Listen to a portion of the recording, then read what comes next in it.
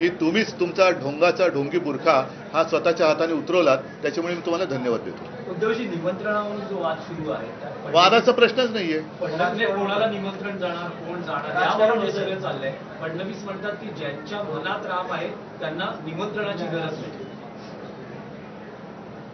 म्हणजे काय समजायचं काय? पण मनात ज्यांच्या राम आहे, तो मनात राम असल्यानंतर त्यांना फडणवीसांनी सांगण्याची गरज काय? राम मंदिर नव्हतं त्यावेळेला रामाच्या पूजा चालूच होत्या. राम मंदिर नव्हतं तेव्हा आम्ही अयोध्येत जाऊन शरयू आरती केलेलीच आहे. त्याच्यामुळे त्यावेळेला ते मंदिर नसताना सुद्धा लाखो भाविक जातच होते. तुम्ही असं म्हणतात की तुम्हाला निमंत्रण मिळालं नाहीये, पण निमंत्रणावर तुमची भूमिका काय? नाही, येऊ दे ना, येऊ दे. आणि त्याच्यानंतर मी तुम्हाला काय म्हटलं की तिकडे जाणं न जाणं ह्याच्यात राजकारणाचा भाग नाहीये.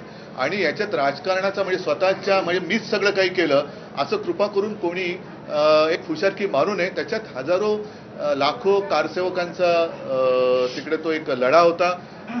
त्याच्यासाठी अडवाणीजींचं मी त्यांना खास हे करेन, कारण त्यांनी ती रथयात्रा काढली नसती तर हा मुद्दा पेटला नसता.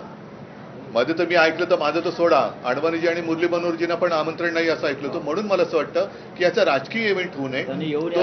तो एक मोठा अस्मितेचा लढा होता आणि तो पूर्ण झाला, ह्याचा आम्हाला आनंद आहे.